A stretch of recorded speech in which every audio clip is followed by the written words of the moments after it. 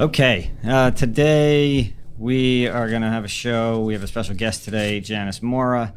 Before we get into that, we wanted to do a quick little episode or a quick little segment on just what's been happening. We're going to do that every week or every episode that we record, and it'll be something that any one of the cast members might be asked for, to give a little update on what's been going on. So I'm going to start.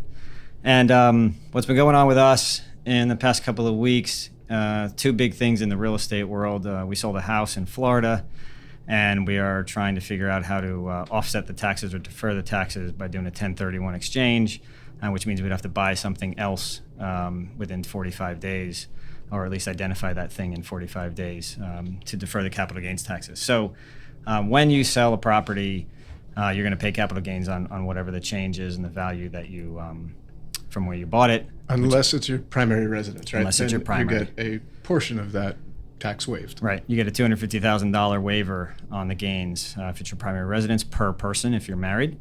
In this case, it was not our primary residence, so we'd have to pay about $20,000 in taxes. So we were looking to find another place to buy to theoretically defer that to some other time in the future.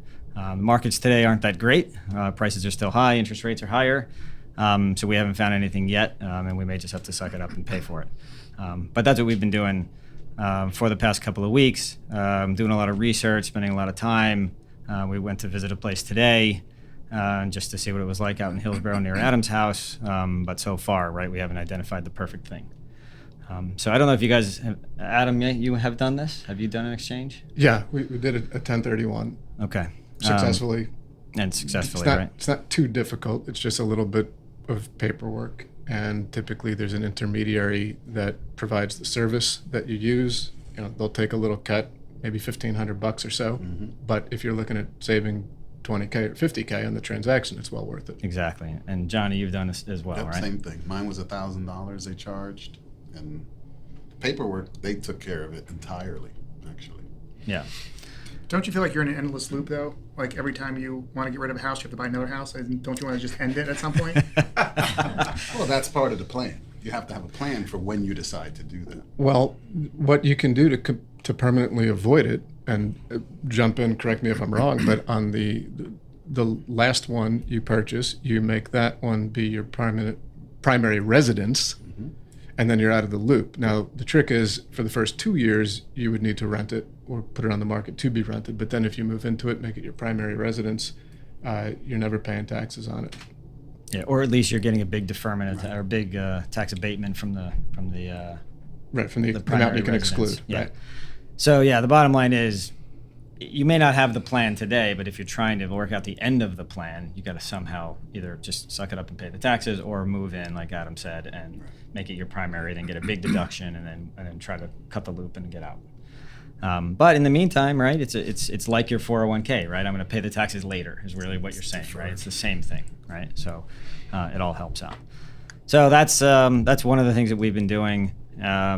And look, it takes some time, right? It's just researching, it's looking on Zillow, it's talking to realtors, it's making phone calls. But it's like a job, right? It's like it's doing work.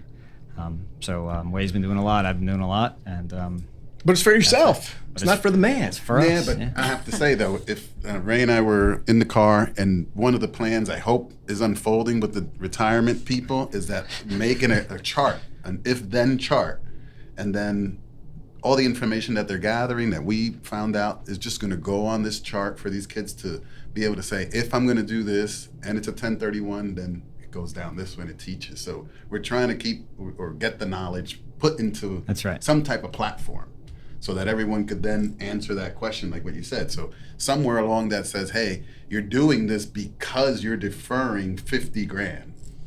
That 50 grand gives you this amount of leverage. For that 50 grand, you paid $1,000 for this 1031, and maybe a little bit more to your accountant, because they're going to look at your oh shoot, you sold a house, but you did this. They may charge you a little more. But I think the biggest thing is, how do we document every time we go through something? It sort of just stays within the person, and we don't put it somewhere. I want to be able to put this information somewhere where it's easily read and understood. That sounds like a great plan. I would just say it can get very, very complex, and it's going to need to be a live document, right? Because the rules change. I think Excel could do it. I think Excel could do it. And also embedding the AI chat section of it, it's constantly checking up, and it just corrects it as time progresses. We have to use the technology. But I think especially for the younger kids, if they have that little roadmap, just makes the decision making almost black and white. And that would only be available to our first 100,000 listeners too, I think. After that, it's gonna pay what it's worth. Yeah, at least $1.99. At least $1.99. So yeah, I think I don't know what that's going to look like yet. We're trying to get everything out of our brains and onto paper, but a lot of it is just stumbling and having experiences, right? Like, so a lot of people you talk to would say, "I've never heard of a 1031," right? So many people have sold houses and didn't know they could do that, right? And we didn't know we could do that until 3 years ago, right? So getting it all on a list, even if it's a non-functional list, say, don't forget about this, think about this, don't forget about that, will be a big help and a good head start for everybody, right? To have a checklist. So working on it. So that's what's been going on with us. So that's just an absolutely perfect lead-in to our guest, right? Absolutely. Actually, it's about the sharpest 180 we've ever made, I think. So we are going to do a 180. So let's try this out. So today we have Janice Mora with us. She's here to talk about what we think we'd call some kind of an extraordinary life. She's been a competitive runner since high school. She's a physical therapist by trade for over 40 years, and you guys correct me if I'm missing anything here. I guess almost made the Olympic trials a couple of times, right, Janice? So close. So close. 15 seconds in a marathon. Twice. That's heartbreaking. Yeah. Left your day job at the ripe old age of 36 to take a little pressure off of the full-time gig. How'd you know that? Somebody told me. And a 7-year survivor of stage 4 ovarian cancer, right? So if that wasn't enough, she's also been putting up with Gary for how many years? That's the real challenge. 26. 26 years. That long? Yeah, not married that long, but together that long. Jeez. Right. So He was that's only 26 years so old. 26 feels like half life to me. It is. It is. It is half-life. exactly his half-life, Right. right? Yeah. Congratulations. So Thank I don't know what that means, Still if it gets easier at the half-life or harder at the half-life, but Yeah. but okay. So with that, let me kick it off here. I'm just checking through my notes here. So Janice, we're gonna give you some easy questions first before we Sure. get into it. So why don't you just give us a quick rundown of just tell us about you, right? I gave some specs there, but how old are you? Where did you grow up? How was your running? Where'd you go to school? Career, Okay. hobbies. All right. Like you hit the high bullet points, I guess. I will be of Medicare age in 1 month. I'll be 65 in a month. Wow. Get out of here. We try and keep it very honest on I this know. show. So Yeah. there's the door. Yeah. Funny. So I grew up in Wayne, New Jersey. Went to Wayne Hills High School. So I've run pretty much all my life. Went to PT school. I was interested in fitness of some sort, and my father steered me in that direction. God bless him. And it's been great. I had to take a little hiatus from any kind of fitness or athleticness during those college years and put on about 30 pounds, and it was horrible. Got married way too young to my first husband, and we split amicably, but he was the one that pushed me to get back into running, so I give him credit for that. So started running just for fun, slowly, something to do after work. And then I started to get pretty good at it, and then I joined a club, and then I started to get a lot better at it and kept at it. My husband was like, we're not going to have any babies, and I'm like, yeah, not so much. So he's like, all right, I'm leaving, we got to have babies. So it was amicable. I can't argue with that. So I got more and more into my physical therapy and started gearing it more towards sports. My first job was in a sports physical therapy place, which was unheard of in 1980. I mean, sports physical therapy or sports anything wasn't a thing back then. So I took a job that did not pay much, and I could have made 3 times the money out of school. And I'm like, I don't want to work in a hospital. I don't want to work. Some people may like that, but not for me. So I took a job with this husband and wife team that started this sports practice up in Rockland County, New York, and learned a lot from them because he was actually an athletic trainer for a couple of pro teams. So I learned a lot there and left there to run my own practice for a couple of doctors down in Livingston, and then that took off, and I started treating more and more runners, and it became really totally sports type related practice. And then that went on for years. Met Gary at a track meet that he probably shouldn't have been at, so I really didn't know his age at the time. Why shouldn't you have been there? Yeah. Well, I was watching my friends. You had to be 30 or older to compete, and she assumed since I was there, I was 30 or over. I mean, why else would you be at this 30 and over Masters track meet? But you weren't competing. You were just. I was with my friends. He was hanging out with a friend of mine who ironically, that I dated when I was in high school. It turns out he's a friend of Gary's. How weird is that? But And how old were you? 26. Gary was 26 and I was 30. barely. I was 37. I wasn't quite. Was I 38? Yeah. All right. Yeah. So it was a 12-year difference, and yeah, you can go off from there. That I would say 12-year difference. once she met me, though, it was too late. Too late. Oh, of course. She was sucked in. Too late. I'm like, oh my God, it's too late. Yeah. So that took off, I guess you can say. So he was into running and I was into running, so it was nice. We all had, we both had kind of goals. And then I got more and more into my PT, and I started taking more advanced certifications and passing them. So that was nice. And then runners started finding me because they knew me as a runner now as well as a PT. And that went on for a number of years. And then lo and behold, in 2016, I'm like, I'm getting menopause, symptoms. I'm 56 or so. And I'm like, nah, no big deal. I'm getting some abdominal pain. I'm getting some back pain when I run hard. Let me just lighten up. And then I'm like, now I'm starting to get bloated. What's that all about? I'm like, that goes with menopause too. These are all menopause things. And finally, a friend of ours who's also a runner and our physician, he's like, why don't you come into the office? I mean, because it got bad. It got to be painful. I couldn't eat. Little did I know, my abdomen was filling up with blood. So my doctor friend's like, why don't you come in? And he wouldn't tell me. This was on a Friday. And he's like, I need you to get a CAT scan. And I'm thinking the worst. Well, maybe I have an ulcer, maybe, something like that. IBS, I don't know. So he gets the CAT scan back, and he waited till Monday to tell me. So he calls me up, and he's got a very straight sense of humor. He's a very weird sense of humor. Like if you guys know who Stephen Wright is, the comedian, very much like Stephen Wright. Like he's very flatline. He delivers these messages. I thought he was kidding when he goes, Janice, it's bad. I'm like, what do you mean it's bad? He goes, it's really bad. He goes, it's everywhere. I'm like, what's everywhere? He's like, you have cancer and it's everywhere. It's everywhere. It's in your heart. It's in your chest. It's in your lungs. It's in your abdomen. It's in your ovaries. And it's everywhere. He goes, it looks like ovarian cancer, but I can't say until we do a tap. He goes, we have to drain this blood anyway, so we'll know then. So I went in. It took me like 5 days to get in to get this stuff tapped. So I went in, and like 2 liters of blood later, he goes, yeah, it's ovarian. Mm-hmm. So he sent me to an oncologist who happened to be his cousin. So that was nice. So it was all in the family kind of thing. So he really treated me like, gold. And he's like, yeah, this is the first day of the rest of your life. It's going to be different. He goes, your life is not going to be the same ever for the rest of your life, ever. I'm like, okay. What does that mean? So you soon figure out what that means. I had to stop working like almost immediately. And I was working in a private sports practice, and I had a lot of patients, and that was abruptly just stopped. I mean, thank goodness, obviously they all understood when they realized, okay, you got to go through some stuff, don't worry about it.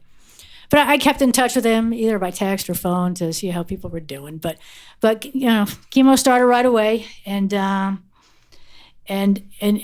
really responded well to it, and that was the saving grace. The fact that I was so strong going into it is what the doctors tell me. And 60 chemo sessions later, he's like, we'll try 6 and see how it goes. And then we'll try 6 more and see how it goes. And they kept doing CAT scans and all the scans I needed. And they saw I was responding. And at one point, the radiologist was like, oh, when did you have surgery? And I'm like, I didn't. He goes, this looks like you had surgery. That's how much this thing receded. I'm like, okay, great. So the doctor kept saying, well, keep going. So why not? Let's keep going because you're responding to it. Because there's a point where they usually stop when things level off. He goes, your cancer blood levels are still pretty high. So let's keep going. So I did. So like just referencing, usually they stop also because people can't handle it anymore. right. But that was always the point they made. Look at you. You're still generally okay. I mean, obviously cancer when you're coming out of the oncology unit after doing chemo, you're beat up for a week. There's a lot of side effects. And there's a drug for this and a drug for that. Oh, here's a drug for your nausea and your drug for your tightness and your drug for your pain. I'm like, leave me alone. Let me just deal with the chemo, and I'll find my own way to deal with my pain.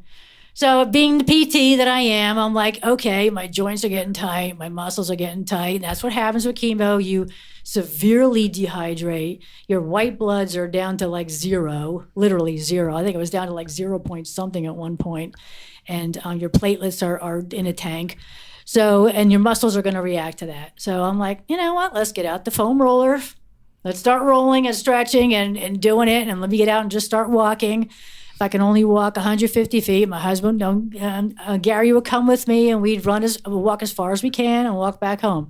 The next day I'd walk a little further, we walk back home. So time out. So when you say you could only walk 150 feet because you were tired or no, just tired. painful? Tired. Standing upright was just like an effort. That's how weak you get. It's and as strong as I was trying to go to the gym. I couldn't really go to the gym because it was just irritating my joints. I was doing body weight stuff, trying to get on it. In the beginning, I just couldn't. But after about a month or two, I'm like, I think I can do this. So I'm trying to picture how this works. So you start chemo, and do you slowly get more and more tired and lethargic, or does because that builds up. That really starts to beat up on your marrow. Your marrow starts to tank as well. So that just that fatigue level and that effect it has on your muscles and your digestive system. So now you're constipated all the time.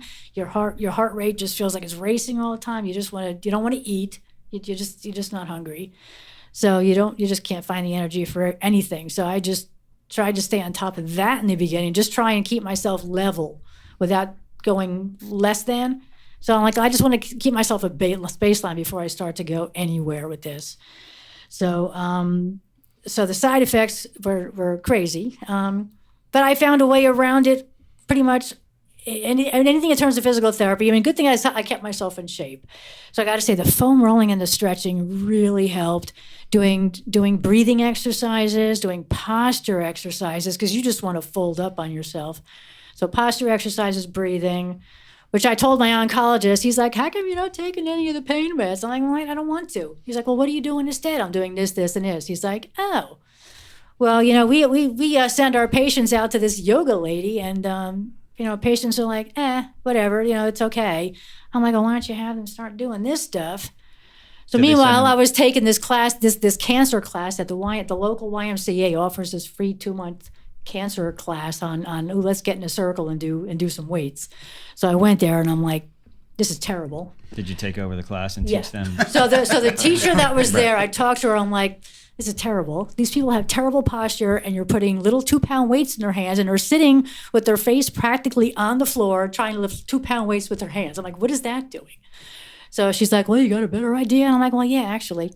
So she went on vacation for a few weeks. So the Y director said, hey, do you want to take this class over? I'm like, yes.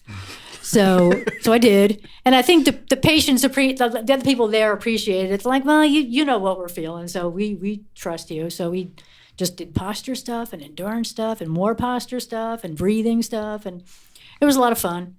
So she came back and she's like, she got miffed. The teacher was like, yeah, we need you out of here.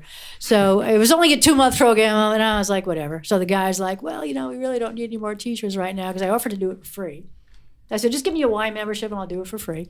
But whatever. So, wow. they're lost. Yeah, that was pretty funny. Janice, I know in physical therapy, oftentimes we talk to patients about either pre-surgical or pre-injury functional level. In your case, being the runner, how do you feel that impacted what you were going through at that time?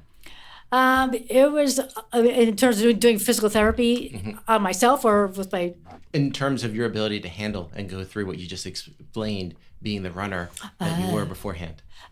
Okay. And let me just layer onto that, Go ahead. general pain tolerance. Like, do you have super high pain threshold? And I like if you to could combine think that so. with I think if you're a competitive physical runner, you kind of condition. have to. I think I've got a high pain threshold. I really do, and I got that from mom mom and dad were pretty impressive in that respect. Mother that From you the know my beatings? my parents my parents grew up in the Depression, and they did a lot of walking and hauling and this and that, and my mother till the day she died. I mean, man, she was always doing something. She wasn't an athlete by any means or physically active, but she was physically active doing everything else, and they just instilled that. They were not pain pill poppers, and just being a PT and being an athlete all through high school, that really did it.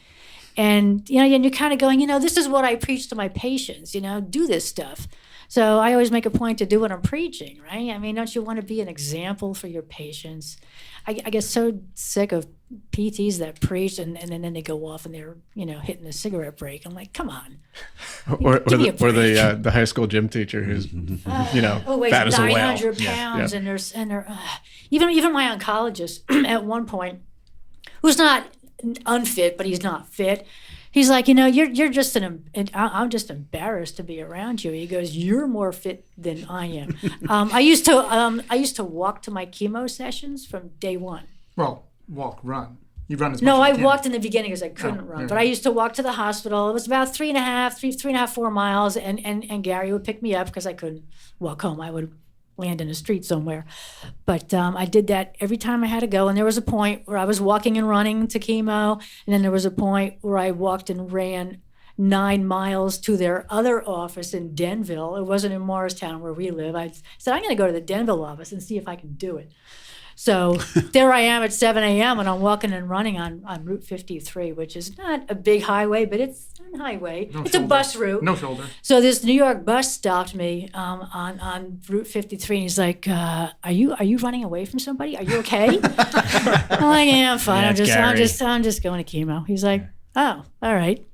And it happened one other time too when I was going to chemo in a snowstorm, and somebody from the local news was out there like reporting on the snow, and I was the only one out there in Morristown walking from through town to get to Morristown Hospital.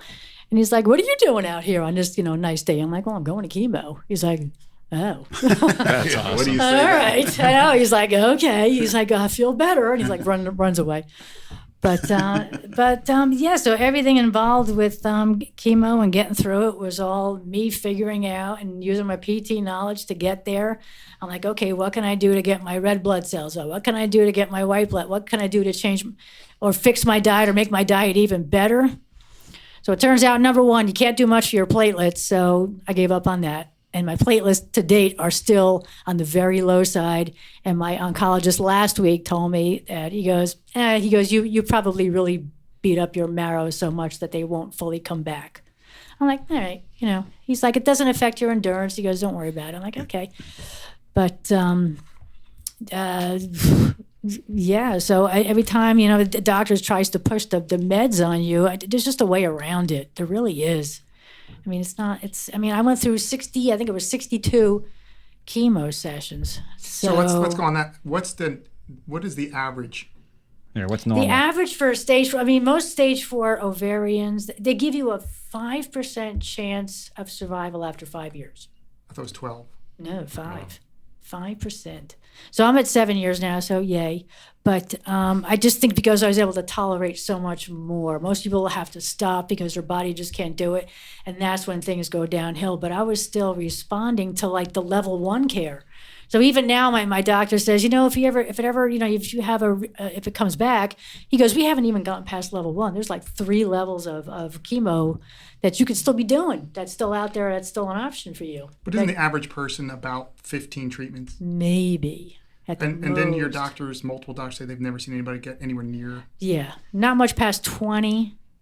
And once I got to 20, I'm like, all right, am I done? He's like, well, your numbers are still here and you're still tolerating it. So I'm like, okay, let's keep forging ahead. So stopping chemo is a factor of the patient saying, I can't take this anymore. Or they see physically by MRI, CAT scan, or your blood numbers, your body just can't withstand that kind of bombardment of this noxious substance. What does that mean? Can't withstand it? Meaning, like you go into a coma Like if here, you take one more session, Or you get such severe allergic reaction. Because if you have I had 60, and let me tell you, there were nurses around me at like 40 that were like, we're waiting for this allergic reaction because you've had way more than is even in the literature for this stuff. And an allergic reaction is either like a major one, like an anaphylaxis kind of reaction, or you start just breaking out in hives. So I got to about 58, and I'm like, my hands are beet red, and they're going to explode in a second. And the nurse is sitting next to me. She goes, so she pulls everything out of me, gets the doc, who happened to be on site, thank goodness. You know, their chemo is on the same site as the physicians are, so it's great. So there's always somebody there. So he came running back. He's like, get that out of her. So I had to go on something similar. There was a lesser drug that they used to use like in the 90s and the 2000s. It has the same effect, but there's a lot more side effects. So I had to do that for my last 4 sessions. So it's a combination of this one platinum drug, and I had to take Lasix. Yes, the stuff they give to horses to keep their kidneys from going into failure. So because it piles up in your system so fast, you have to keep draining it out. Wait, back up a second. So the allergic reaction is what, to the drug? The drug itself, because you can only take so many sessions of it before your body goes, enough. Here's my reaction to it. We're done. So I can't ever take that particular drug again. Oh. I'm done. I'm done with that. So if I go back, I got to go back to this stupid combination of cisplatin and Lasix. But he mentioned like other levels of treatment. Is it? Yeah, they don't ever want to go there until one is fully not working anymore. But the other, like level 2, is not the same. Can't be the same drug, right? No, I don't even know. But some of them would be the same, but it would be a different cocktail. Yeah. They would throw something else in there that will have more side effects. But you have to avoid the allergic reaction thing too. Right? Yes. So, but I can still go back to this one I was doing with the Lasix. I didn't time that one out because I never got a reaction to it. Right. But man, it takes 3 times. It takes like 8 hours to go through that one rather than 4. And you're running with your little pole to the bathroom every 2 seconds because you're taking Lasix. And then you got liters of water next to you. What is Lasix? Yeah. Lasix is a diuretic. Okay. So they're trying to keep your 2-for-1 deal, getting your I eyes. know, right? Wouldn't that be taken care of too, but- Lasix? Yeah, not Lasix, the eye surgery. Lasix, the horse racing drug that they feed horses to keep, because they, sometimes horses are taking illegal things and they got to flush this crap out. That's why a lot of them all died last Well, month. that's why a lot of them are, they go on the track once and they drop dead. But to keep your kidneys moving and functioning, otherwise they'll shut down. So they have to keep your kidneys going, okay, let's keep working. So they're working and working, and you got to keep filling up. You got to keep filling. You got to keep replacing the fluid as it's coming out of you. Janice, as I'm listening to you talk about your journey through your experience and the tolerance for the treatment that they're doing, you also mentioned that you're walking and running to your treatments. That reminds me of an article I read recently. It was talking about how a lot of research recently has shown that exercise, physical activity, is one of the best things to do for chronic pain. How would you say that's affected your journey, your ability to stay active and willingness to try and stay active? Oh, absolutely. I'm well aware of a lot of the chronic pain literature too, because I see a lot of that mixed in with the athletes, and a lot of athletes do have chronic pain, right? So it's easier to for an athlete to understand, okay, I can't run anymore, so I don't want to do anything. So you have to convince sometimes. Sometimes I had to convince myself, okay, I got to find other ways to keep myself moving if I can't run. So I was swimming, I was cross-training, I was doing everything I possibly could just to keep myself moving. And there were days I didn't want to do it, but I knew ultimately it was going to affect my pain in a good way. You always want to go for the body's way of dealing with pain. The emotional component is so huge. So if you can get yourself in the right frame of mind and go, all right, this is going to work, it's going to work. I'm just convinced it's going to work. Do you really need, they really pushed the antidepressants on me. I'm just amazed where I got to the point where I was like yelling at my oncologist. I'm like, stop it. You know me by now. This after was 6 without months. showing signs of Yes, depression? not requesting it, not wanting it. He's like, I know what you're going through. I'm like, but you don't. You're assuming I'm like most of your patients that are just like lying in bed all curled up and complaining. I'm like, do you see me? I'm not complaining. I'm bringing up symptoms because they're important. But I'm telling you that I'm dealing with them. It's not that big of a deal. This whole nausea thing is really out the window now, because when they're feeding you your chemo, they're feeding an anti-nausea medication, and that stuff works like a charm. I think you got sick once. No, I didn't. I Gary, never got sick. I'd like to just ask Gary a question. Do you feel threatened she's obviously 100 times tougher than you are, can kick your ass in a heartbeat. I could have told you that before He this. said it. He Okay. was saying it every week. He's like, I'm not sure I can do what you're doing. I'm not sure I could do it. I'm not sure I could do it. So one of the things I read this article about a year ago about people going through cancer treatments, and if you go in very healthy shape, like you take care of yourself, you get through with a higher success rate, which is why I think Janice was so successful going through. But you can't start. Your body can't handle chemo, and now I'm going to start training so I can get myself able to do it. You have to be in shape going into it. So you need to make sure you take care of yourself before you're sick in any way, because you'll handle it much better. Absolutely. And I'm not here to promote running. I mean, that's my thing. Get out and walk. I don't care. Get out and do whatever you can do to move. Anything. Get to the pool. If you have a pool, you like to swim, great. One notation for that, though, for you women with osteoporosis, pool activity is not going to do it for your bones, so you got to add some kind of weight bearing to it. So combination of walking and pool stuff. If you have arthritis, that's fine. Pickleball. Don't forget pickleball. Just don't get me the weights started with on the pool. Okay, note on pickleball. A new study. Did you hear about the new studies coming out with injuries. the 500 increase in percentage, and number one is the wrist fractures. Oh yeah. Oh, God. So, be careful. Don't, if you're not in shape to play pickleball, get yourself ready to go. I mean, but it's. So did you have a daily schedule? Like, I'm going to work out for 2 hours, 3 hours, 5 hours a day? It was a day by day you were thing, making it up because every day. after I went, I mean, the worst side effect of the chemo was the constipation. And you can drink, and it's a constipation brought about by a side effect of the drug, and that's hard to combat. And I didn't want to get started on any of those kind of drugs that stimulate your nervous system to make yourself go, because then you rely on those, and then you're stuck with those for life. So there was a point when Gary would find me like in our living room watching TV and just jumping up and down. Right. I'm like, well, I really can't run, but just the mechanical gravity effects of jumping up and down will get you started. That's a great way to combat it. Nobody thinks of that, but the actual, just getting some extra body weight going through your feet, good for your bones too. But that will get things started. Plus, your body is straight, so it's not making any turns to exit your body, whatever you need to exit or empty. That was the toughest thing. And there was a point where it would take me 5 days to get back to where I was going. And that was just in time to start my next chemo session. And then the cycle started all over again. But when they started spreading out the chemo to every 2 weeks, that helped. It helped get me back on track that I could really start to train. So it took me a good 6 months to 8 months before I could actually train, like, okay, I'm at baseline. Maybe now I can get somewhere. So then, but after I stopped the chemo, then I went through a few surgeons that said, okay, it's time for surgery, because you got to remove the offending structures.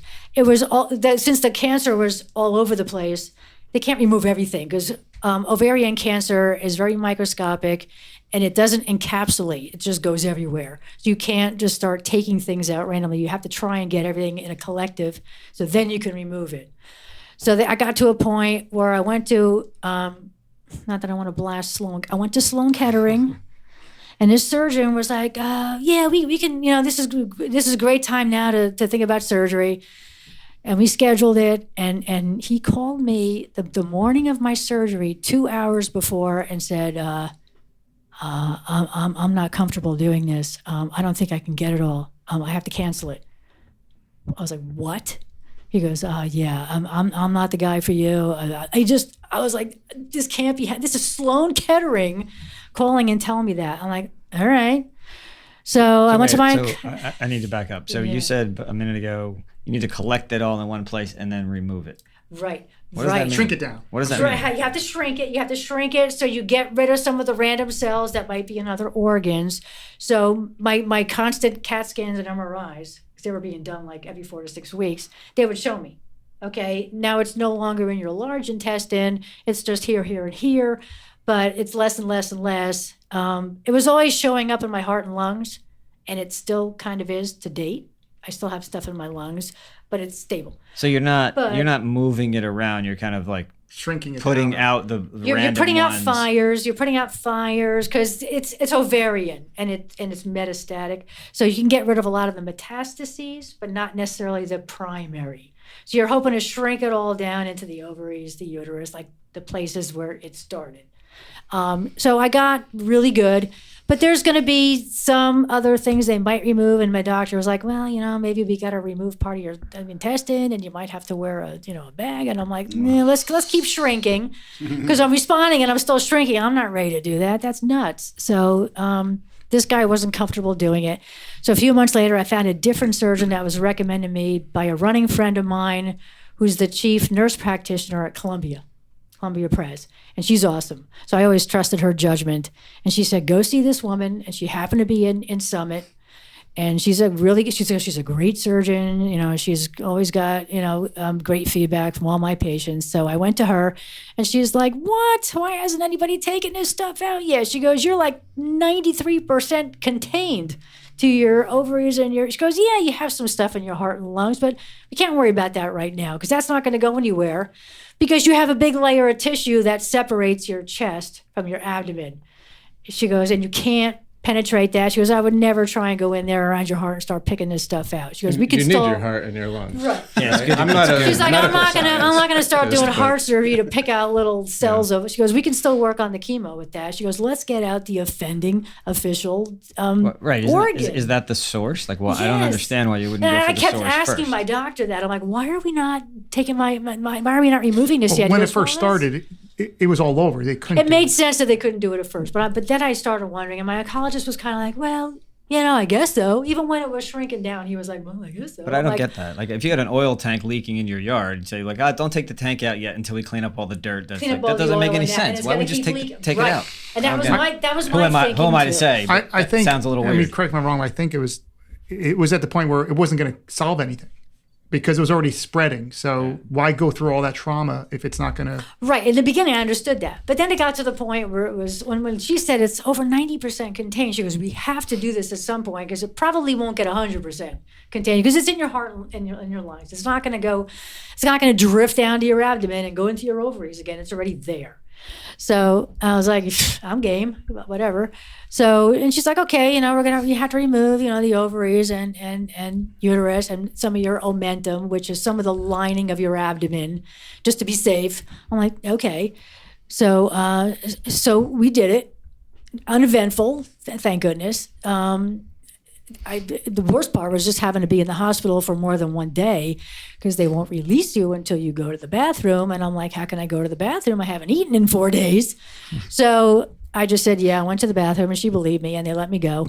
So as soon as I got home, I was able to eat and then go to the bathroom because I don't know how that would have changed. So she knew I was lying when she came in and said, yeah, okay, I'll let you go. But she did. She let me go. And that was a rough recovery, getting over that like 8-inch abdominal incision. But being a PT, I use my PT knowledge because God forbid a physician recommends PD after a major incision What's that could PD? affect. What's that? PD. Oh, I'm sorry. I said PT. Did that come out? You said PD, yeah. Oh, PT. I thought so too. I said it never even occurs to these people like, okay, now you have an incision that needs to heal and you have to recover your abdominal muscles and you got to recover your pelvic floor, as Ed well knows, and your back muscles. You got to recover everything that makes up what they call your core. For you exercise aficionados out there, you've got core muscles and they get shot to heck. When As you soon say as you put an recover, you incision. mean They have rest? to act again. No, they have to. You got to know when to rest when the incision's healing. But then you got to know when to start moving. Got it. Like, okay, when can I start doing an abdominal activation of the muscles? They don't know. So I'm using my head. I'm like, well, okay, well, this makes sense and that makes sense. So I was using my own common sense and my PT knowledge and my orthopedic knowledge and my knowledge of tissue and fascia and healing, and I figured it out myself. So I asked the doctor how long you think this incision will take to heal. So I used her best judgment on that. And she goes, oh, I wouldn't worry about that. She goes, I did layers of incisions on you because I know you're athletic and I knew you wouldn't want to deal with any kind of hernia or a diastasis where your muscles separate, where your abdominal muscles actually separate that a lot of C-section women go through.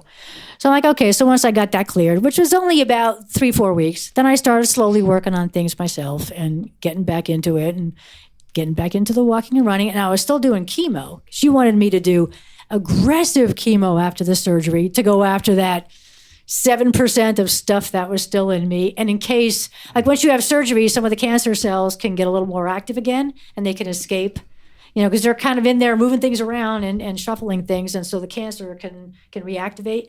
Because we need to do like another 4 months of this. So I did another 4 months of that. I said, I'm done. I've had it. And she's like, yeah, your body's done. So she let me take a month off. And then I had to do a year of an oral chemo drug. That was probably worse than the chemo. Didn't you You mean the stop side right away? effects? That was awful. What's that? Didn't you stop right away? No, she gave me a 4-week break to regroup. And then I started the Avastin. So this drug called Avastin, it's not really a chemo drug, it's an anti-angiogenetic drug. So that means it blocks your ability to create new blood vessels. So the thinking is you can't grow any cancer cells if you can't grow new blood vessels for them to grow with. The problem, it works on all your cells. So the questions I asked were like, well, if I'm going to gym trying to rebuild my muscle and I'm taking Avastin, how can I do that if I can't promote the circulation to do that? Because it's non-specific. There you go. Yeah. So did anybody have an answer? No. So there was one day I was at the oncologist and the Avastin rep, the drug rep, was in the office, just coincidentally. So I asked I said, can I go in and ask him a few questions? He's like, come on in. He goes, you're going to think of things we're not going to. So the guy had no answer for me. And he gave me one of those, give me your email and I'll get back to you. And I was going to interrupt you for just for a second for the Go benefit ahead. of the listeners, just so they know and understand you're not just a physical therapist, but from your clinical experience, you're also a board-certified clinical specialist in orthopedic physical therapy. Yes. All right. Thank go you. ahead. Yeah, So- no problem. As is Ed. So I return the compliment of the higher education. So go ahead. So you were talking to the rep. But so nobody had an answer. I don't know how many people I called, and my oncologist is like, these are great questions. He goes, first of all, I've never had anybody like you in terms of my patient. He goes, so you're the first one, so I can't. Anything from here on is gravy for me, and whatever you figure out, let me know. Was basically his response. So I don't know. I feel like I was working out for a year just to stay baseline. But so the fact that you can't, like your blood vessels are suffering from this, I noticed that it started weakening my ligaments. And I had no answer for that. So I'm looking stuff up like, why is this weakening my ligaments? Because they're now they already have little blood supply and cartilage. So now they have even like less than they had before. Is it like a repair mechanism that was halted? Yeah, well, your body normally responds to training by building muscles and fibers, but they need blood to do that. If you don't have circulation, it's not going to happen. So this stuff is anti that. So This I is when couldn't you were having all grow. your thumbs dislocate. Oh my God! Well, yeah, I'm gonna get into that. So the joint pain was incredible. See, one or two, but Oh my Yeah, God! all of them. Between the kneecap pain and funny, my bunions never acted up. That's what I would have thought would have blown up on Could me. put those back. But I know, right? That would have been nice. So the kneecap pain, the shoulder pain, but my fingers were my finger joints, my thumb joints were dislocating. Now at this point, I had opened a small office in the basement of my house because I started getting more and more frequent phone calls and texts from patients of mine going, I hear you're recovering nicely. When are you coming back to the office? I'm like, well, I can't commit to a schedule, so I really can't go to an office. So so Gary's like, why don't you just make an office in the basement? I'm like, okay. So we made it like kind of a semi-makeshift office in the basement. Just to be clear, we do have a finished basement. It's Oh yeah, no, I wasn't like, treating amongst the cobwebs, but basically I had a table and I had some equipment and I had all my fitness equipment and I have my needles. I'm a dry needler, so I do a lot of dry needling for soft tissue issue. That's a whole other thing. can you just define that? I've never heard that term. I feel kind of dry needling. stupid. That's a whole situation. What dry is it? needling? Yeah, just definition. Okay, so people are going to go, well, is it acupuncture? I'm like, no, you use acupuncture needles. Yes, the implement is the same, but dry needling is more of a Western thought process in terms of pain and pain modulation. So you're going after you're doing a complete evaluation. You're trying to find somebody's source of pain. So the needle is a great way to eliminate that pain on a neurological level, which affects your brain much more quickly than, say, getting a massage or using an electrical stim kind of unit. So you're going after trigger points based on your evaluation, what you think the pain producer is. Whereas acupuncture is based on Eastern thought philosophy, Chinese medicine, where you have meridians and body energy and flow. This is thousands of years old. They didn't know trigger points and pain patterns and this and that. So they have their thought process. Dry needlers have a more Western thought process based on pain medicine. Let me give you a couple examples. So, I've had back problems since college. And whenever I have my SI joint get stuck, it takes a lot. What's an SI joint? Sacroiliac. Yeah, it's where your low back meets your pelvic triangular bone. thing It's like your little dimple area where your dimples are on your back. It's the joint that relates to that. A lot of runners will know what I'm talking about. Non-scientifically, are you talking like top of butt crack? Yeah. Yeah, pretty much. Those little dimples on the side Off of to your the side. The two dimples. We can go. I can tell you a nice story about that, but we'll do it later. So I'm not just shoving needles in people to get rid of pain. So I'm going to give some examples. So whenever I have my back issues, which I've had forever, she's a lot of work for her to fix it. And then when she started needling, she just stick a couple needles in the areas, and it would work significantly faster. And then whenever I pull my hamstring, which has always come from my back, it would be 6 weeks before I could be better. And she started needling; it would take half the time. But the thing with that is, I'm not just going, oh, your pain hurts here, I'm just going to shove a needle in your side. No, I'm looking at the L5 nerve root. I'm looking at the S1 nerve root. I'm looking at L4. So that's what I'm going after with the needles, because that's the stuff that controls the pain in the joint. But then that releases the tension in the joint. So then I can correct the joint, either dysfunction. All right. So another dumb malfunction. question. Have I never heard of dry needling just because it's rare, or because I'm not in the industry? It's relatively new in the physical therapy world. Acupuncturists have been around for a long time, but they don't take the same mental approach to it. Acupuncture is great and it has its place too, but this approach is in a different way. And you still need to do your physical therapy. It's not a be-all, end-all. It's a means to an end. It just gets you there quicker. Sounds like it accelerates. In my opinion, it gets you there way quicker than we're all anything old. else. I hope you got a suitcase of needles out in the car. Oh, That's great. I used to carry needles with me in my car for. It doesn't hurt. I only cry a little bit.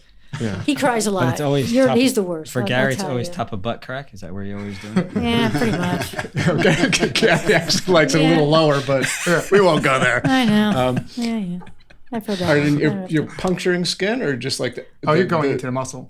Remember, it's a hair-like thin needle. So Okay, it's not like a but you are hypodermic. going in. These are like they're going in. So if I want to get to the muscle that's adjacent to that L5 nerve coming out of your spine, that's a deep fingertip-sized muscle. You can't reach that with your fingers or anything else. Nothing's going to go that deep. So I can actually hit it with the needle. Yeah, she loves saying, "Okay, I'm going to stick this needle through here to get." I'm like, "Please don't tell me you're doing. Just do it." Because like 3 inches in, I'm like, I don't want to know. Right, you can't necessally feel it's 3 inches in. But then right? I get my high school Can you athletes. tell the difference between 2 inches or 3 inches? Yeah. Well, I knew it was going to go there. So wait, time out. Just a little sidebar. So acupuncture. Has anybody had it? Who's had it? Gary, yes. Johnny, no. Ed, no. Janice, No. No. Adam. No, but I do have a comment to make on it. So I think historically AMA has said, "Oh well, that's bullshit." But they always will. Talk Same thing about with needling. people who have been in the industry, my father, for an example, has acknowledged the AMA's position, but also said, "Don't be so quick to question something that's been around for thousands of years and has worked for people." Right. Absolutely true. And it continues to work for people. But why did you ask, Ray? Just because when you guys were talking, or when Adam and Gary were talking about it, thinking of just the thought of putting needles in, and I've had it done, right, once or twice. But before that, thinking about sticking these long needles under your skin just feels like, why would you do that, right? Like, well, it just doesn't. correct me if I'm wrong, but the acupuncture, you don't go deep, or as nearly as deep. It depends. A lot of acupuncturists now are trying to do a little combo of both, which I find is a little because an acupuncturist actually came to me a couple months ago to get dry needling. Isn't that a kick in the pants? Right. Wow. So an acupuncturist, and she teaches in an acupuncture school over in Montclair. And she goes, I heard you're a really good dry needler. She goes, it's, what I do is not the same. So I wanted, she goes, I have some knee issues and I'm just curious to see, what you're going to be looking at. So, and when I was done, she's like, she goes, that was great because there's a real thought process behind it. You really need to understand your musculoskeletal system and how it works and how pain ties in and how how your nervous system works in tandem. And you have to know what you're doing before you start sticking needles in people. You're not just sticking needles in my knee. I said, yes. She goes, well, that's the problem for acupuncturists because we don't teach anatomy in our acupuncture school. Because that's not Eastern medicine. They're learning meridians. They're learning depth of tissue. They don't define the tissue. Depth of tissue sounds good, but meridians are just imaginary, correct? Well, or no? Don't say imaginary because they believe in this organ, like a stomach meridian, any pain that runs along this meridian, you'll find. So stomach meridian will go through like your front, like if you have a shin splint. An acupuncturist might go, oh, that runs right through the stomach meridian. So they're going to treat that whole meridian. What is the meridian, though? It's an energy channel of flow. They see it as an energy flow channel. And can you measure the joules per second? Oh, they have not done that because they don't get supported with research. Yeah. So the acupuncturists now are leaning on dry needling literature that's coming out because PTs and people doing dry needling are always geared towards research. Acupuncturists, because they don't think that way. They're like, hey, this works. We're going to just keep teaching it and doing it. So they're leaning on dry needling literature, which isn't totally right because it's not the same thought process. So they're trying to legitimize. I don't want to say legitimize because they've been around thousands of years, like you said, and it's worked for people. So being a different thought process, you can't take the same research, but they're starting to measure that, what you're saying. They're starting to measure nerve flow because nerve has fluid that flows through it as well as like any circulatory organ.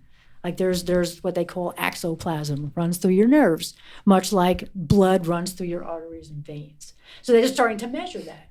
And they're measuring pain chemicals that are related to pain. They're measuring, okay, how many pain chemicals are there now? And if you dry needle, let's measure those pain chemicals after. And they're noticing like 1,000% decrease in like 1 minute, as opposed to like massage and something else that might take months and months and months and months and months. I'm not sorry I asked that question, which is a little off topic, because that's fascinating. But to Ray's point, I agree. It's so counterintuitive.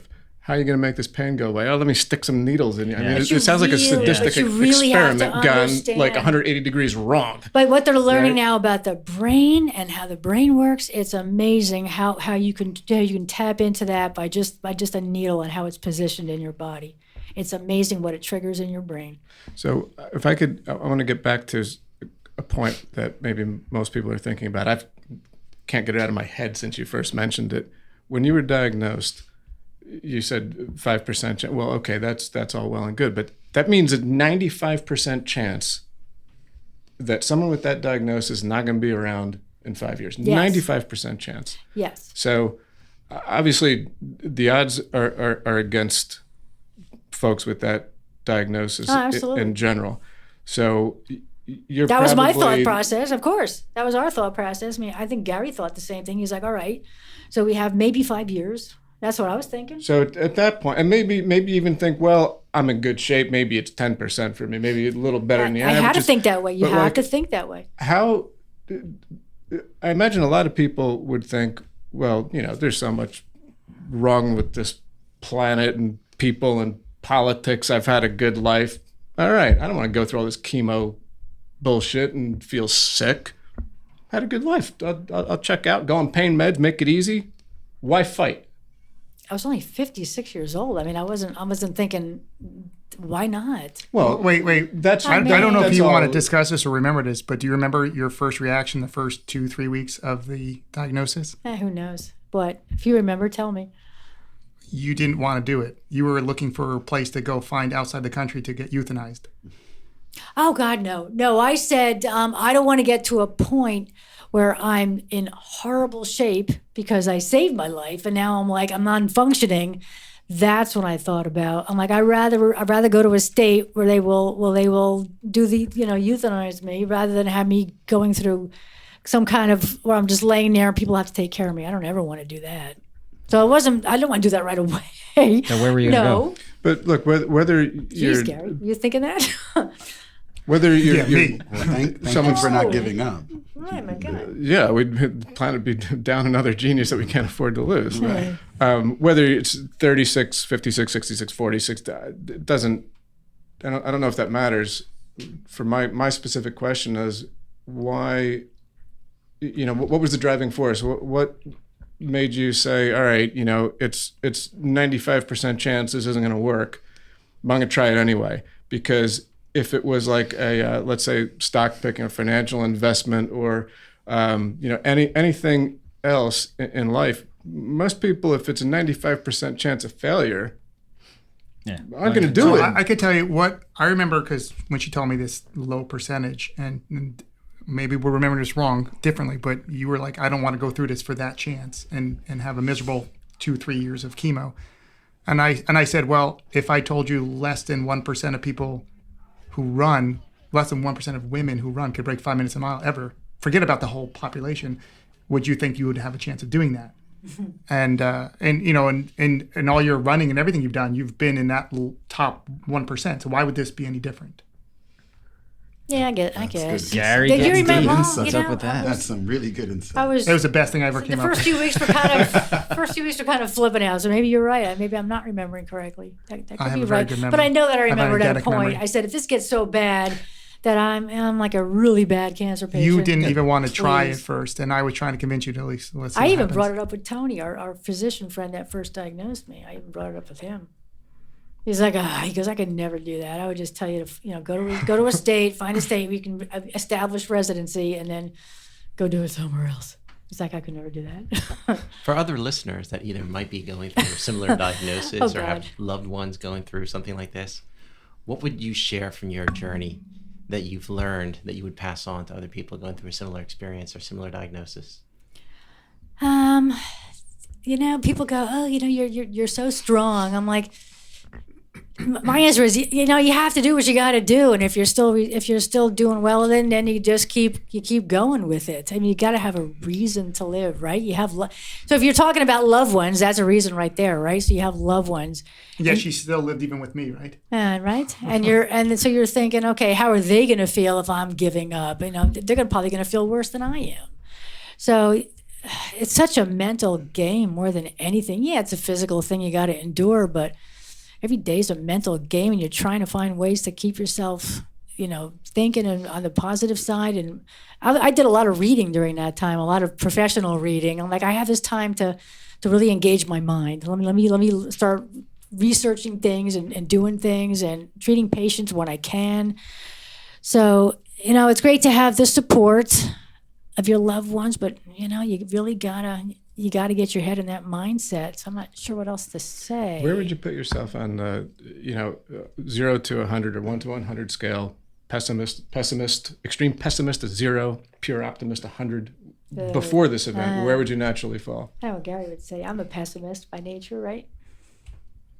I wasn't going You to go like to down think to I am. that side, but I would say probably in the middle. So that's pretty shocking. I'm a glass half full kind of gal, I suppose, right? Or glass half That's empty? empty. Maybe half empty. All right. So Probably. certainly not at the extremes. Yeah, because maybe if I think pessimistically, then if it's good, I'm like, yay. Because Rather than going, that sucks. I don't know. as you described your treatment, I was, based on how you described it, I was thinking you were going to answer that question in the 90s. I know. An optimist. Wouldn't you think So Because I would you say- seemed like that during the treatment process. You I get were it. focused on getting through it, and I think I thought of it as a challenge. I'm like, Yeah. I think- ran a 450 mile and I ran a, whatever this marathon and ran whatever that. I'm going to see if I can do this now. I think it's discipline. I mean, your whole Right. life has been disciplined, and the discipline got her through this. Yeah. Which is another thing. But it was a challenge. It was a challenge because all the doctors are like, oh my God, this is amazing. I'm like, all right, it's another challenge. Can I get to the next level? Can I get to the point where I'm done with this? That'd be awesome. So that brings up a good point. So where are you now? Are you done? No more chemo? Who knows? They never tell a stage 4 any cancer patient that you're healed. Well, right, that but you're functionally, are you back to normal life? Do you think about cancer anymore? Or do you go to the doctor once a year? Yeah, Like, you what's always life? you always think about it because there's always stuff that pops up and going, is this age?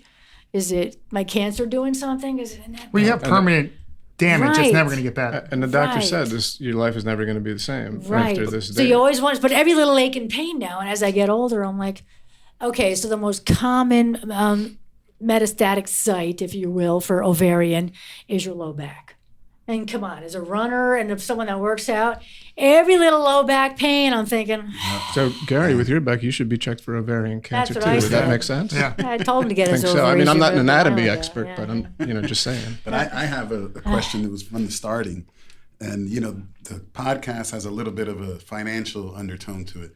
You said something, you just skipped right over it. What? You stopped working completely, right? So how would you say that That's a great point that I didn't go over. right? So I would say I had the would ability to ask, do that. I had the ability to stop work. How did you have that ability? Was there a Well- habit that you did before that people could Well- learn about, or what did you do? Well, Gary was working.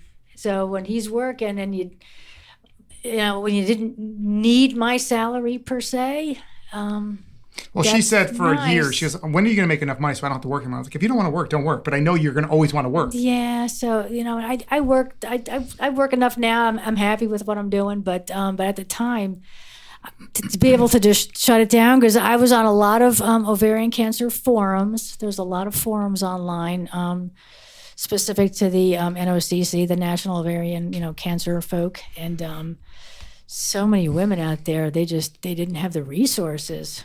And man, did they struggle. Did they struggle and go into debt?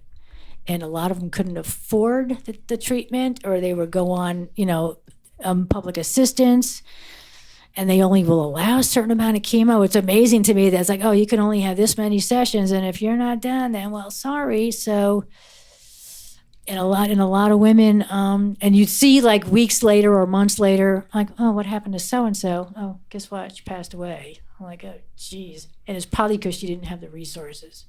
That is sad. So, to be able to, it was kind of weird. I mean, me and Gary got married a year into my cancer because After being together for I was 20 years. I was Kind of a shotgun thing. my health insurance. My health insurance was through the the system in the state. I don't want to say Obamacare. The ACA. yes, Yeah. it was through that. I'm like, I'm not sure how much I'm going to be having to deal out of pocket at some point. And Gary's like, why don't we just get married? You'll get we covered. were engaged for 11 years. She's Yeah. like, I don't know if that's a long enough time to see if this is going Right. to work. So, not that I want to say get married for insurance reasons, but hey, we were together for 20 some odd years. So, come on. So we got married, and that helped too. So that covered things that wouldn't have been covered before. So that was helpful. So to have that time of just have to think about myself and not have to worry about it. Don't get me wrong. I was still doing all the house cleaning. I was still doing all the yard work. Right, Not I the thought mowing. Gary did all that. I did everything. I'm not allowed. Let's be fair. I'm not allowed to. You never offered. Please don't get me started. That is false. Erroneous. You would Erroneous. you wouldn't know where to food shop. You would never know how to cook. I'm not allowed. Well, I'm not good at it, but You would I'm not you allowed to. would- Like, well, let me wash the dishes. Either way, No. Let me wash the no. So, I'm like, okay. So I did all the cooking, the explaining. I didn't mind. I'm just saying I wasn't lying around in bed like a big feed me bonbon lady.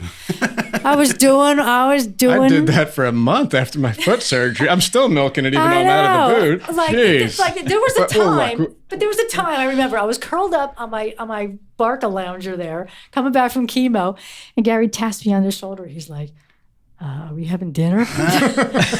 And I'm like, "Are you freaking kidding me?" Wait a minute. What's a Barca lounger? It's like a Lazy it's like boy. a recliner, Yeah. recliner.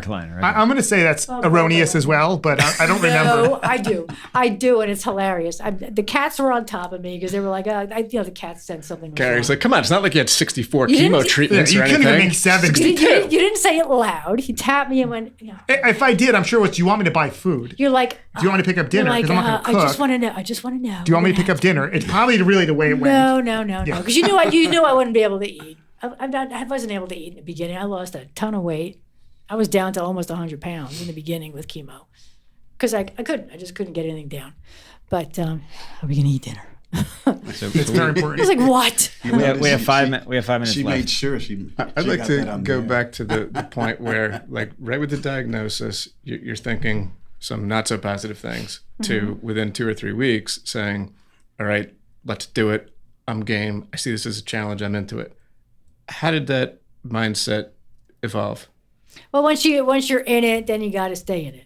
Right, but how did you change your mind from thinking about what state have I got to move to? The first couple of chemo sessions, I had such a drastic improvement. When they removed all the blood, I made sure all that in the abdomen, like before anything started, they had to remove all that blood that was in the way. It was like 2.5 liters. I made sure they got it all out, and I felt like 150% better. And the lab tech was like, okay, I think we're done. I'm like, we're not done. So I was like doing sit-ups to push the blood out of me. They're like, what are you doing? I'm like, I'm pushing the blood out of me. Because literally, it's like a needle in my side and this big jug, and it's sitting on the ground, and it was just a gravity-filled. It was no fancy. It was just gravity-filled. So just increase the pressure by doing this. And I'm washing the blood, and I'm like, okay, we have to change this now. This one's full, and then get the next milk jug. It looked like a milk jug. Serious? And I'm like doing sit-ups, and then it would start coming out. I mean, this is gross, I guess, but whatever. But when I was done, I felt, and I never had to do it again. The doctor's like, normally you have to do this like 3 and 4 times. Like, well, because you're not giving it a chance to all come out. So that right there, I was like, okay, and now I think I can handle whatever's coming at me, because when you're full of 2.5 liters of blood, when you only weigh 115 pounds, I was like, I can't do this. So that really changed my attitude. So when are you writing like the book on the how-to, like as Ed would like to know, where's the ovarian cancer for dummies book coming out? The ovarian cancer for the physically active. With everything that you shared, Janice, it seems, with your educational background, with you trying to seek, the proper nutrition, trying to seek physical activity, what would you say in terms of speaking to the importance of being your own advocate in terms of going through a diagnosis or a journey like this? Like, I'm amazed at how much I had to do myself. I mean, thank goodness I knew where to look. I mean, I knew how to look up studies and can I get into this group and that group, and doing the genetic profiling. A lot of doctors don't offer that information, so I had to look into all that to make sure I didn't qualify for any studies, which I didn't. That's why I had to go the long route. And I'm looking up like side effects and what's this drug going to do, and I'm the one that stopped the Avastin that was killing my circulation. And when I stopped, there was no adverse effects. My cancer numbers continue to drop. So you really have to. You also stopped. You got to speak up. When you were having the chemo there and your white blood cells dropped down, they would give you, I forget what it was called. Oh, the Neulasta. And you said it's killing you and it's not helping, so you stopped doing it. It kept fighting you. It was helping. But you kept fighting, saying it's going to come back on its own, and you stopped doing it. I did after a while, because I realized if I just play, when your white bloods drop down to dangerously low levels, it makes you very prone to infection, very prone to any infection. So you can't go anywhere. You can't do anything. So they have this drug called Neulasta. They stick a little thing in your arm. It looks like an insulin patch. So it goes into your arm and it kind of feeds this drug over 24 hours, and it jumpstarts your bone marrow to produce white blood cells, and it hurts like a son of a gun. And they tell you this is going to hurt. Where does it hurt? In your bones? All your bones hurt because it's producing white blood cells at a ridiculous rate, and your bloods just start to hurt But it would spike and then come all the way back down. So he's like, I don't want to do this. It would spike, but then would it come down to a good level. Yeah. But it would normally take you months for that to come back, and you can't afford that when you're constantly doing chemo. They wouldn't do another chemo until your white bloods get back to a certain level, the baseline level, and they did. So I had to do it. And I understood. I didn't want to, but they're like, look, this is, you can't keep doing this if you're not doing that. I'm like, all right. So I had to give in to that one. But you got to be your own advocate, and you got to kind of know. But I had a real good feel for my own body. You got to know how your body is to know what's right and what's wrong. So very quickly, what would you do differently in hindsight? What would you do differently in the whole process that you just went through? Probably nothing, because here I am, right? So I'm at 7 years. I think I took pretty decent steps. I used my own intuition. Sometimes you just got to go with your own intuition, people out there, if there's anybody out there. You got to trust your judgment and how you feel. I know Adam just had a heart attack. Very hurtful. So you really have to know how you have to. Women's intuition is a really good thing. And so, people out there, there's no diagnostic test for ovarian. There's nothing out there. So you got to go by symptoms. not that I'm saying jump to the doctor when you have abdominal pain, but if you're going through menopause, some of those symptoms might not, because that's like the primo time to develop ovarian cancer when you start going through menopause. So what is the test? It's a blood test? No, there is no test. They only will know after the fact. That's why I was stage 4. But how do they know?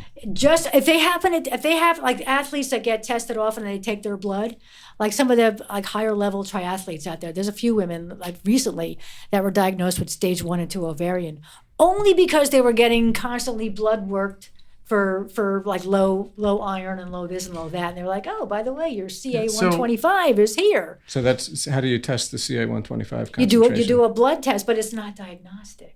You have to already have been diagnosed. Like at my level now, when they do my CA-125, they already knew that I had ovarian, so they can use it as a diagnostic. Okay. But you can't use it, they go, it's maybe 50-50 in a general women population. So it's just a flag to follow up and sort of do a something flag, more? right. So how did your... But you need other symptoms. So when she was diagnosed, if it wasn't our friend who was our doctor, it would have probably been 6+ more months, because he knows that she isn't going to make up any of these pain. She's a tough person. Right, he knew right so away. He said, I know there's something wrong here. So he is the one who set up to have these Well, tests done. he knew right away with the bloating, the comment about bloating. So what you're saying is they have to look for it, right? It doesn't just pop up. Yeah, you have to go do a specific test right. to see it. Right, so but if you start that? to suspect and you start to put on weird amounts of, even if you just poke your fingers in your abdomen and you can almost feel fluid moving around, that's how I'm like, okay, this isn't right. So it's a biopsy of the ovary then? They actually biopsy the blood that's in your abdomen because the cells are floating around and they get a number of cells out. And they know right away. They're like, yeah, we have all these epithelial cells and we know that's ovarian. It's always the epithelials.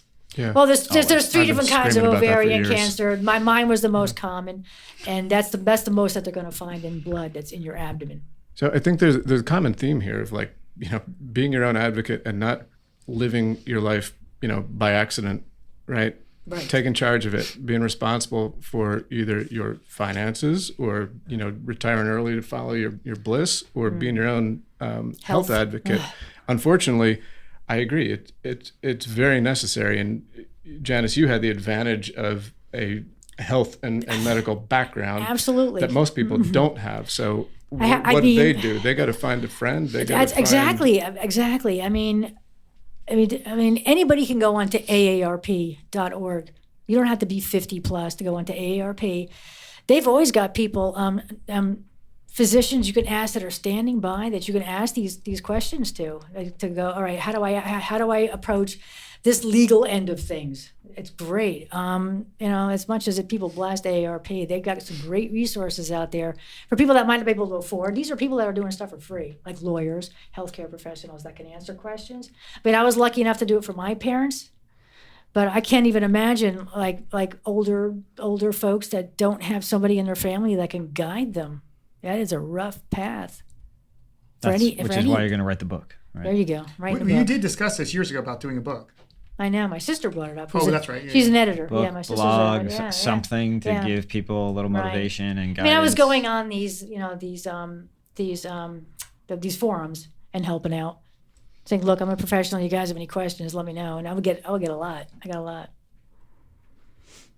It's one more thing to do. Can't hurt to write it all down. There you go. You're gonna need the memoir. There you go. Well, you are even tougher than I thought, and smarter than I even thought, and it's more inspirational. Did you even thought? Is that like a backhanded something? I always knew. At all. Thank you. And that's because Johnny's smarter I thank than Johnny. I am. I thank Johnny. I thank Ed. Gary sometimes. Adam, not so much. Adam, not so much. But that's okay. Ray, I think Ray's neutral on the subject, but I'm whatever. neutral on everything. Thank you. I know. What do we call you? Neutral Ray, right? He's Switzerland. Thank you for your bravery and sharing your personal journey. Thank you. Absolutely. It was fun. Thank you for coming on our Yeah. podcast. All right. Thank you for listening to the Attic Static Podcast. If you like what you heard, please like and subscribe, and feel free to leave a comment below. Or come check us out at our website at atticstaticpod.com. And stay tuned for new episodes out every Monday.